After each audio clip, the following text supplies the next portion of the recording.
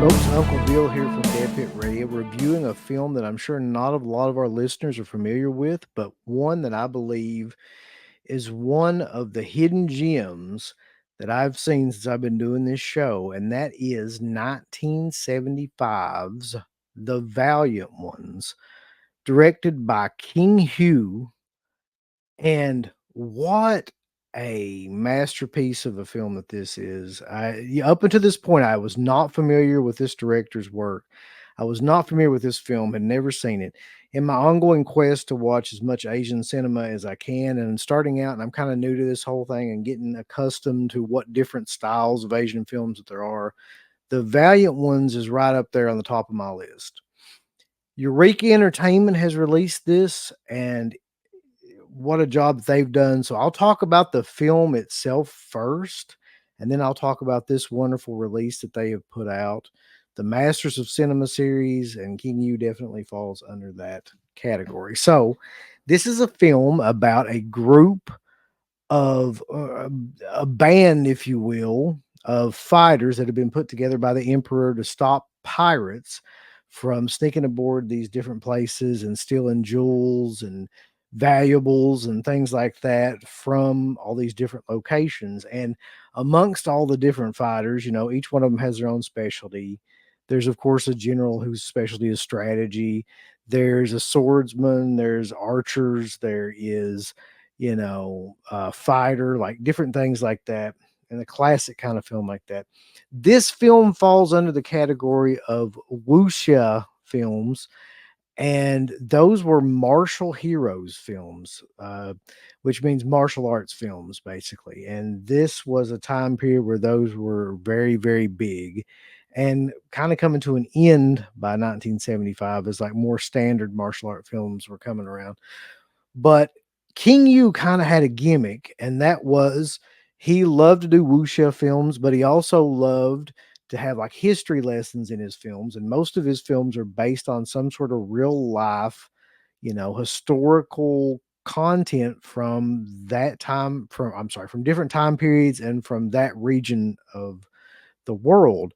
And in this one, there's no exception. I believe this takes place around the Ming Dynasty. And, in the beginning of the film, there's this whole setup to where he tells the story about like a brief story, but a narrative overlay of kind of like, what's going on and what the deal is with the pirates and what the deal is with the fighters and how that's, kind of set up in history.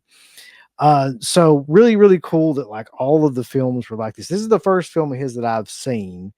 I know that he's primarily known for another film called A Taste of Zen, or maybe it's A Touch of Zen, and he is widely considered to be one of the best directors in this genre. Um, and among some of the actors that are in the film who I immediately recognized, and sad to say, like I had not known them from any Asian films. I'd only known them from like their American films, but I immediately knew who they were.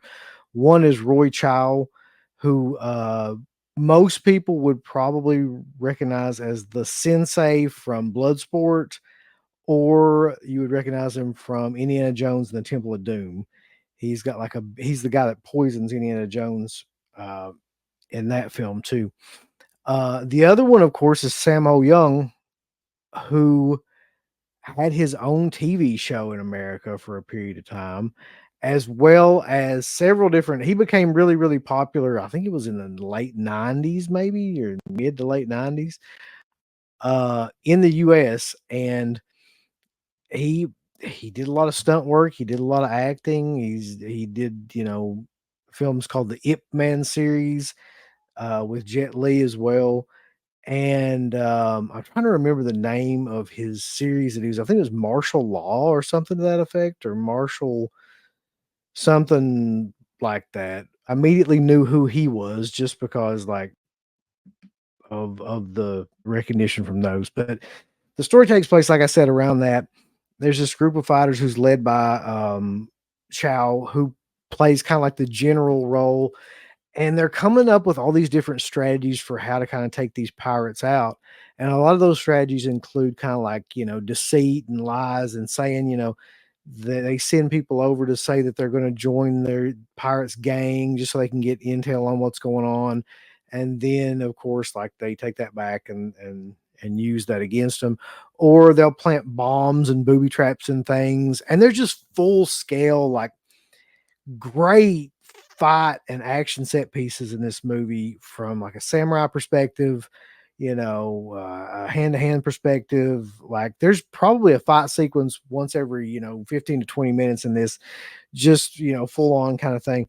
And it's one of those cool things where they're getting recon, like seeing what the pirates are doing, and then they're like taking that information and making like a strategy about what they want to do. And they're kind of like guerrilla warfare, you know fighters in the way that they deal with the pirates.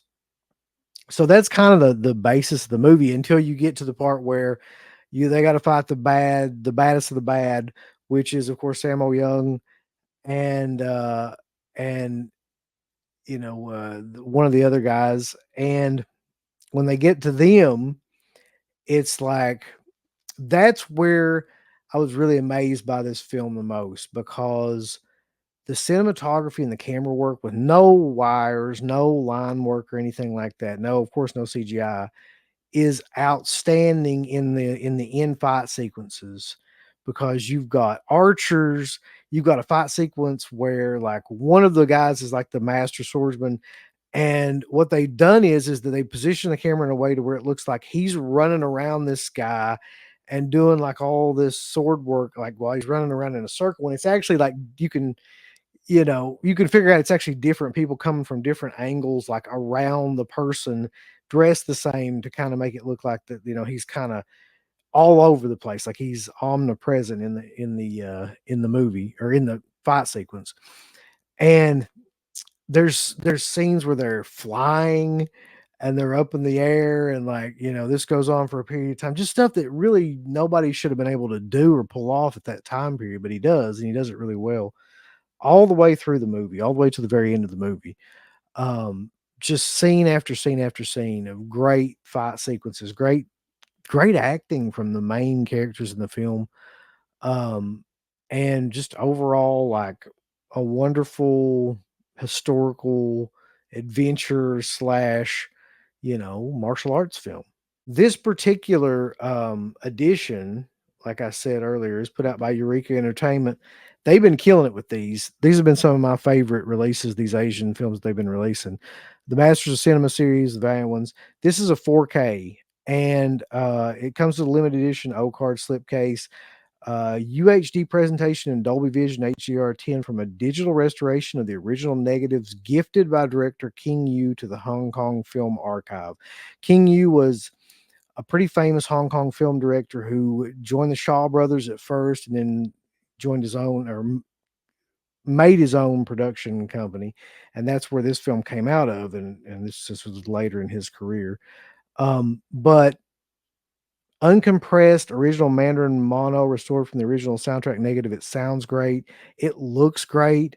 Like there's a disclaimer at the beginning of the film where they put several different restorations of this were done over time, because through the years, I guess the camera negative maybe had some damage, some blemishes, some things like that. And some other companies had restored it and kind of tried to make it, as pristine as it could be. And I never really noticed anything that bad. It looks as good as anything like this can look from that time period. It looks absolutely amazing. Brand new audio commentaries by Frank Ying, the New York Asian Film Festival, Tony Raines on the Valiant Ones, brand new interview with the critic. Sar of All Wuxia, brand new video essay by David Carnes, The Life of a Lucky Stuntman, brand new interview with stuntman Billy Chan.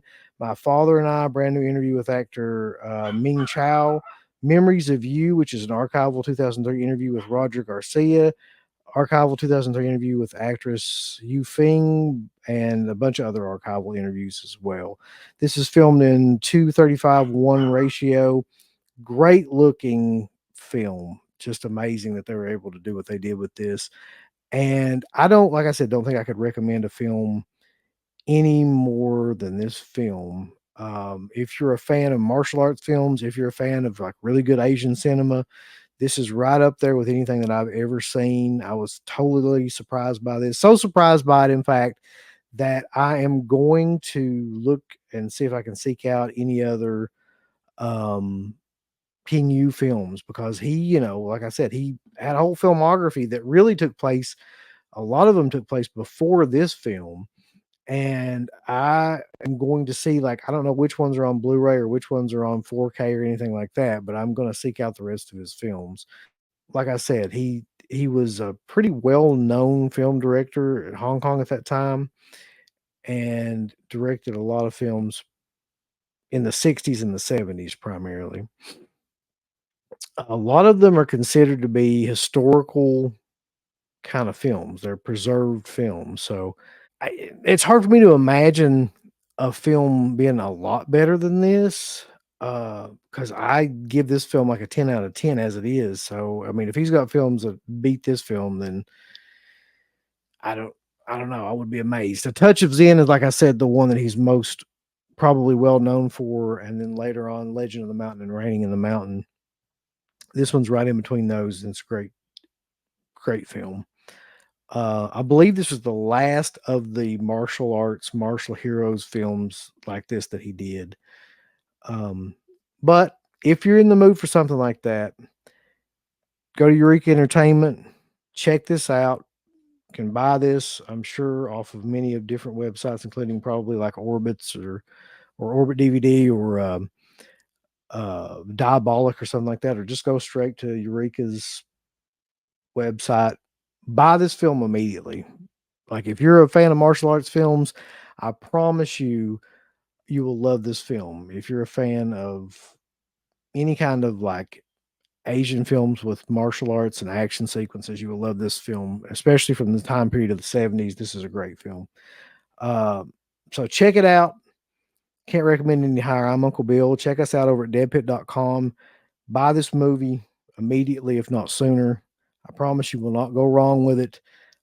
We are at Dead Pit Radio. We're at Into the Dead Pit. We are at deadpit.com. Check us out. And thanks y'all for watching. Give us the thumbs up. Up your butt. Like, subscribe. And if you subscribe, here's something else you can do. Once you subscribe, you can click the bell notification, right? And it'll notify you anytime that Dead Pit puts up new shit. Or don't. I really don't give a fuck. I want you to. I want you to. I don't care. Let's keep our community growing here on YouTube. I don't like it. I don't want you to do nothing. Listen, they need to do that. No, don't you dare touch it. Thumbs up. Subscribe. And click that bell. There's all kinds of wonderful shirts over at shop.deadpit.com. Simply the best horror shirts. On TeePublic, there are others, but they all suck. You can get some Dead Pit Radio shirts. You can get Last South on the left. The Hills Have Eyes. Texas Chainsaw. Oh, wait, you can't say Texas Chainsaw. All kinds of shirts, folks. You're gonna love them. Shop.deadpit.com. Thank you to all of our supporters on Patreon.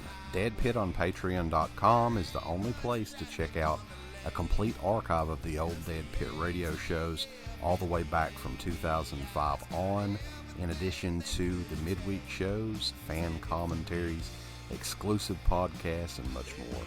Dead Pit on Patreon.com if you're interested. Tiers start at only $1.